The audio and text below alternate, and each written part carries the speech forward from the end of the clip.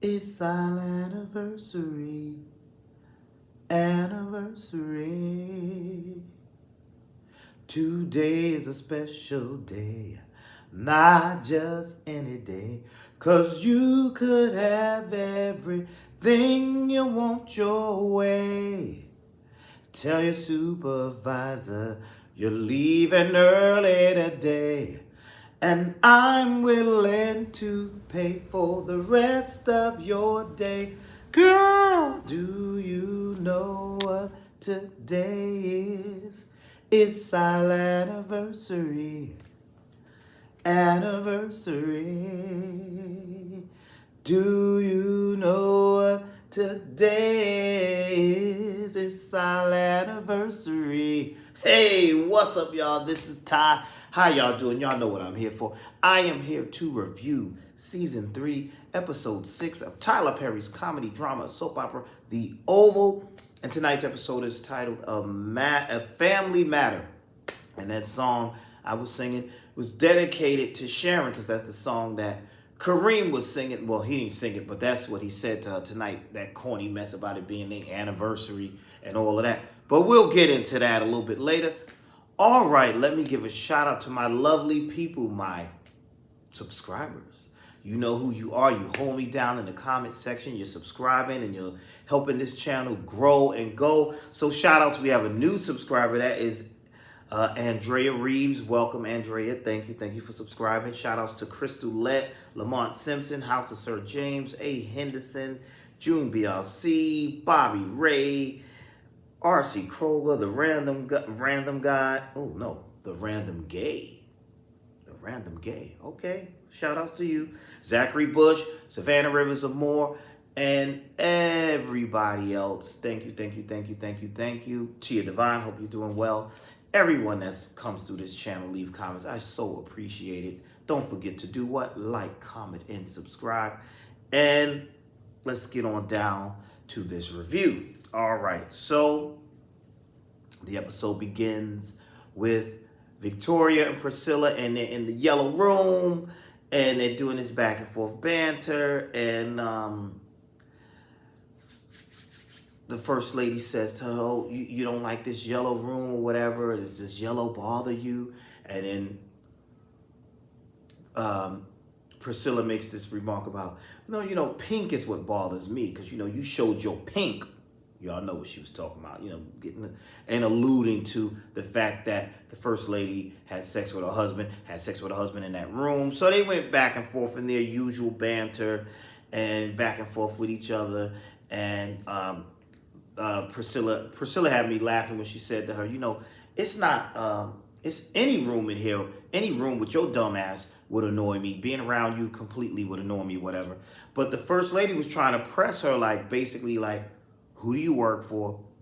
What's going on? She said something to her like, you're sleeping with my father. I don't care if you sleep with my father. That doesn't make me scared of you. Yes, it does, because you're petrified of your father. But then she let her know, she said, first of all, your father got one foot in the grave, and his penis probably died years before that. I'm not messing with him or sleeping with him or anything like that. So she was pressing her like, who do you work for? Tell me. Did you really think that was going to work? Asking this woman who does she work for and what are you? She's not going to give you answers. So that was a silly thing. And I could have it beaten out of you. So if you could have it beaten out of her, why don't you do that then? I didn't understand that when the first lady was like, I could have this beaten out of you, so you might as well tell me. But can you really? If you know that she has this kind of power over you, you can't do nothing. You're selling wolf tickets right now.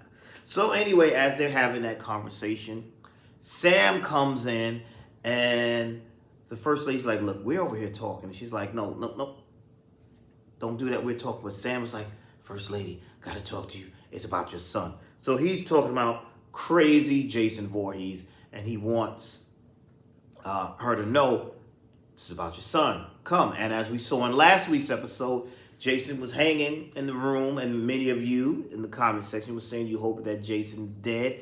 Unfortunately for you guys, he's not. I know that's what you wanted, but no, he's still alive. He's safe. We saw Donald go to the president, who is just ridiculous. The president was is making these plans. He wants to get his hands on Sharon. He don't like rejection. So as he's trying to get that going,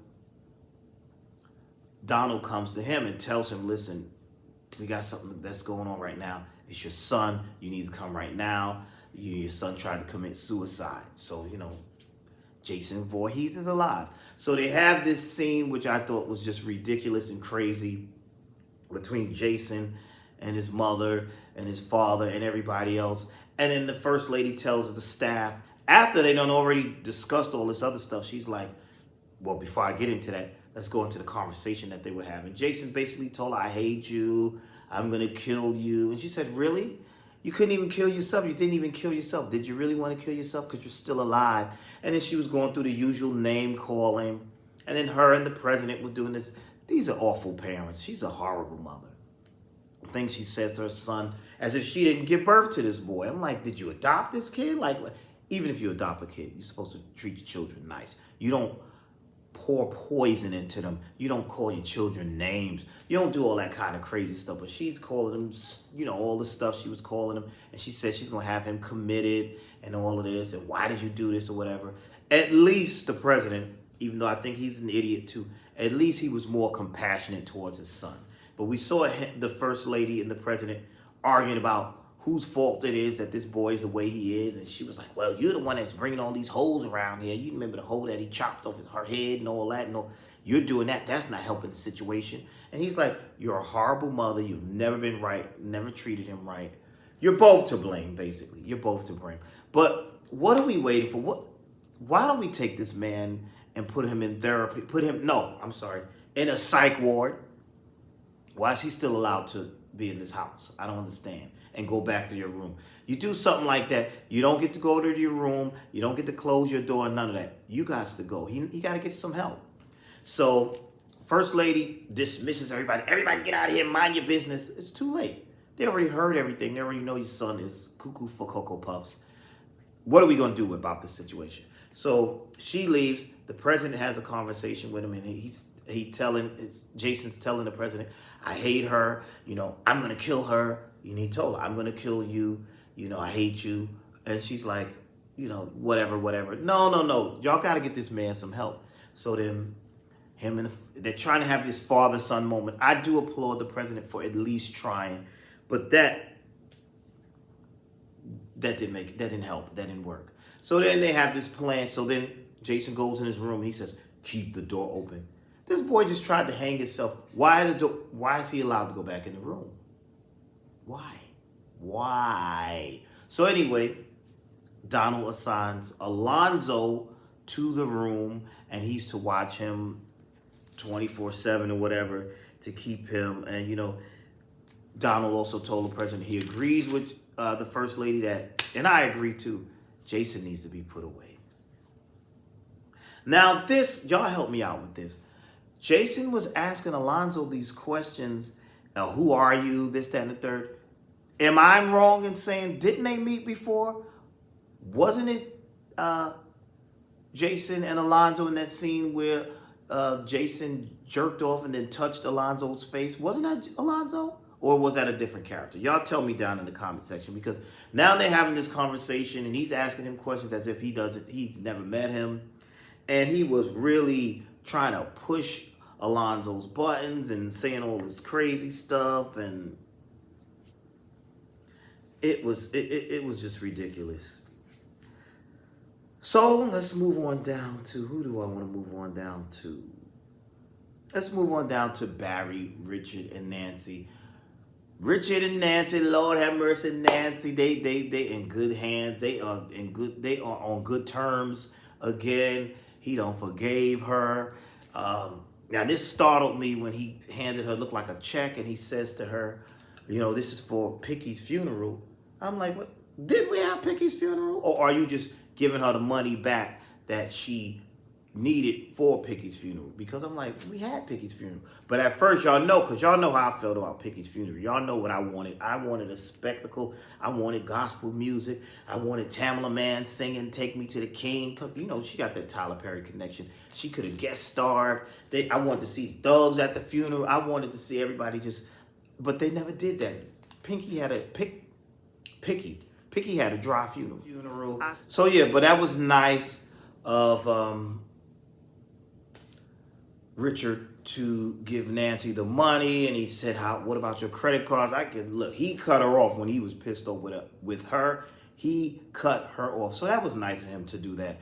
But the real meat and potatoes of that scene, basically, is when he had the conversation with Barry, and him and Barry are now going to go speak to Sam because Barry has that information about, remember Denise's pieces? Remember her, the one that got her head chopped off? About seeing Denise's pieces with Max and them taking her to the White House when he was in the boutique. So yeah, so they got to go speak to Sam about that situation. And it was still funny seeing Barry be freaked out watching his parents get all lovey-dovey and touchy-feely with each other and kissing on each other.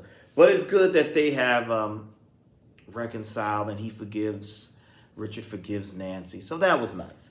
So we're going to go on down to the pharmacy.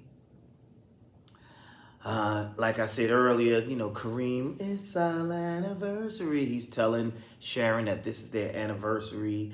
And he gives her a card, and inside the card is a flower and all this. I guess it's supposed to be romantic or whatever have you. And as they're having let me go back a little bit before I go into that. That scene while they're having the conversation and she's ringing up the lady. I'm nitpicky, I know. She rung the woman up. She asked for a price check. What's the name came out? Sharon rung the woman up. She didn't give her a bag, but these days you don't give bags. Some places don't do that anymore. You got to bring your own bag. But she left with the basket, the shopping basket. I know I'm being nitpicky, but did y'all notice that? I was like, what, the customer left with the shopping basket? Why? I didn't know I've never seen anybody do that. But anyway, that's a minor thing. So as Sharon and Dingbat are having their conversation, because I don't really care for Kareem either. He's telling how much he loves her, tells her it's their anniversary. She said, well, you remember all the times you cheated on me, yakety yak, blah, blah, blah. Here comes Dell staggering in, and rightfully so, because Dell is like, listen, I had to get out of that hospital. And he's like, what are you doing? He was like, I needed to leave. Dell had to get up out of there because Donald visited him. I don't blame him. Matter of fact, I'm leaving D.C. if the Secret Service and the Secretary of State or whoever he is comes to, you got the Secret Service, you got the Secretary of State and all these people coming to your hospital bed and threatening you and all this stuff, and I got shot over this situation. It's time for me to move to another town. Listen, just gotta go. We gotta go. I can't, but so Dell asked if he can stay in the back of he wants to, just lay down. So he's like, can I just stay in the back of the pharmacy? Kareem was like, nah, bro, I don't want him here. Maybe he needs to go back to the apartment. Sharon's like, no, let him stay. Then she kind of says, let him stay and, we'll get dinner. And he was like, dinner? So you see, this is why it gets on my nerves with Kareem. He's so thirsty. Oh, dinner. Okay, now you can stay. And he's like, girl, you're going to be my dessert. So as that's happening, we've seen later in the episode, Sharon and Dell have a conversation. And he pretty much tells her, listen, Donald came up to me and told me, he had me shot up and, it's all because of this situation with him and Kyle. And he's like, listen, I don't say nothing. She's like, let's call the police. He's like, no, this could put me in some danger. No, I just want to lay down this, that, and the third.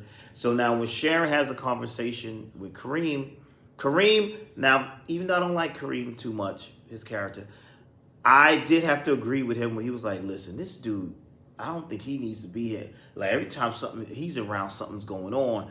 But he said he could sue me. I didn't get that part. I didn't understand. Maybe he's saying because he was shot in his store, he's thinking that Dell could sue him. But he was like, listen, he's trouble. He needs to go. If these people after him, this, that, and the third.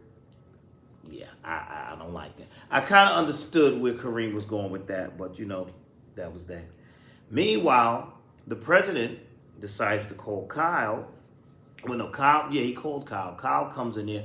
oh, so sorry about what happened. He's thinking he's coming in here to console the president about what happened with Crazy Jason. But no, the president got Sharon on his mind. He's like, listen, find that girl.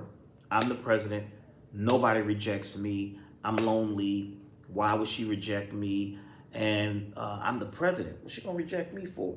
And Kyle told him, listen, it's the power. Maybe she's intimidated by the power. Listen, find her and bring her to me. And I'm like, what kind of foolishness is this?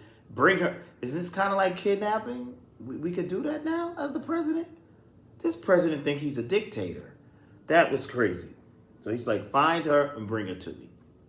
Then we had a scene where, what happened? Lily and Bobby. That made me laugh because she's sneaking him into the White House. He went through some side door or whatever. But he's dressed in a suit, but he still looks like himself.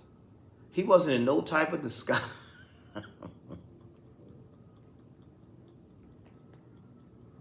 He was in no type of disguise. Dude, you trying to get yourself killed? Nobody recognizes him, but this, throw the whole Secret Service away, throw security away. No, he looks like himself. So we're gonna see. I guess we'll explore that a little bit later. See what's gonna happen with that. Yeah. Now that was that. I don't know. This episode that had me laughing. I was like, that's his disguise right there. We also saw in tonight's episode Richard go and speak to Priscilla, and this was a key part, y'all. You see, Richard was like, you had an incident with the first lady. He was acting all scary. You had an incident with the first lady, and you still here. She said, oh, just say what it was. I cussed her out. Basically, I cussed her out and I'm still here. And he said, because Sam's been asking me things. And he said, you haven't told him about other things. So now here we're learning that Richard is down with whatever it is that Priscilla's down with. Richard is down with whoever they're working for. If it's not the daddy of Victoria's daddy, whatever this higher power, this group, they're working for those people. Because he said, she said, you think I would let that get out? I didn't let that get out. She told him, you need to relax. So that was interesting. That was interesting. She says, I know what we can't talk about, and you're the one doing all this talking right now. It's like she pretty much shut him down. But that was a very interesting thing right there.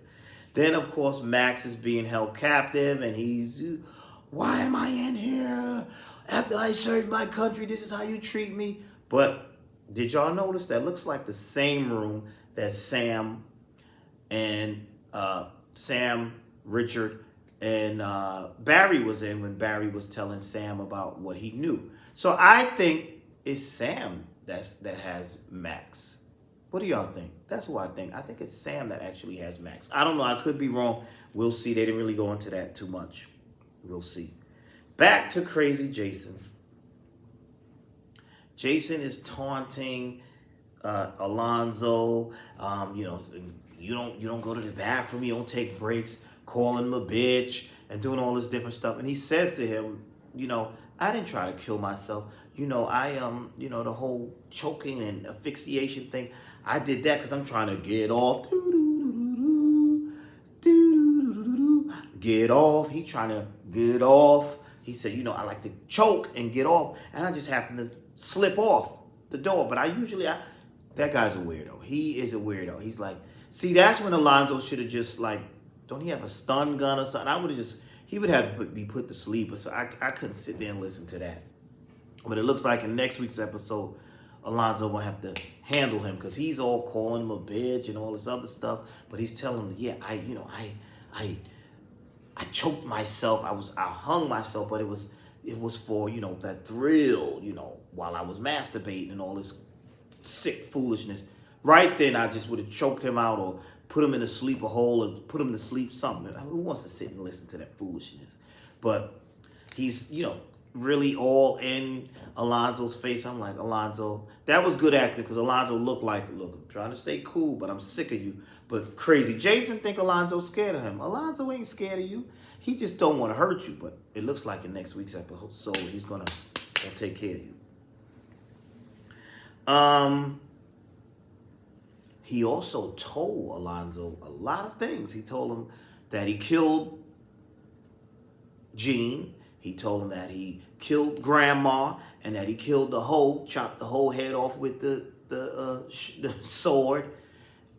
Now that Alonzo knows that, I don't think Alonzo believes him, but it's like that's gonna come back later. Alonzo's gonna end up. I wonder if Alonzo's gonna tell Sam or is Alonzo gonna tell Donald what Crazy Jason told him. Interesting.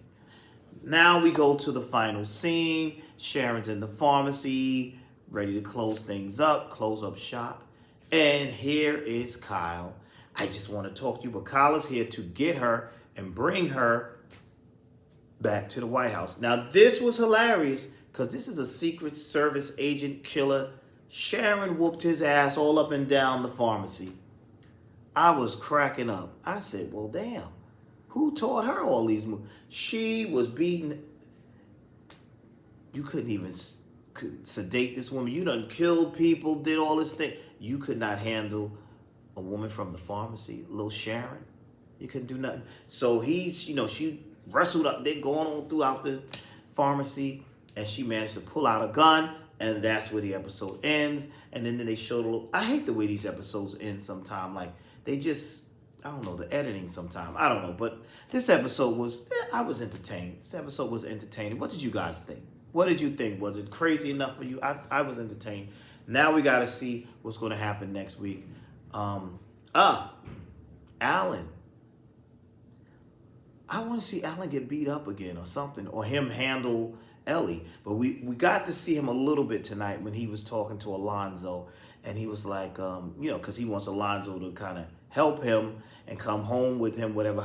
How is that going to play out? Because Alonzo's over here babysitting Jason. But yeah, that was funny. So we got to see what's going to happen next week. Hopefully next week they'll show Ellie and more of Alan. I want to see what's going to happen when Alan goes home again. Is he going to get beat down again? I want to see that. But anyway, that's the episode ended with Sharon pulling that gun out on Kyle, and that was that. So we're going to see what's going to happen with that. We're going to see what is this stuff going on with Bobby, and what he's going to do in this White House now that he's in here, not in disguise. He's in a suit, but I don't know. He should have had a better disguise than that. But that's all I have for now. Thank you for watching. Tell me your thoughts. Please like, comment, and subscribe. And I will see you all in the next video.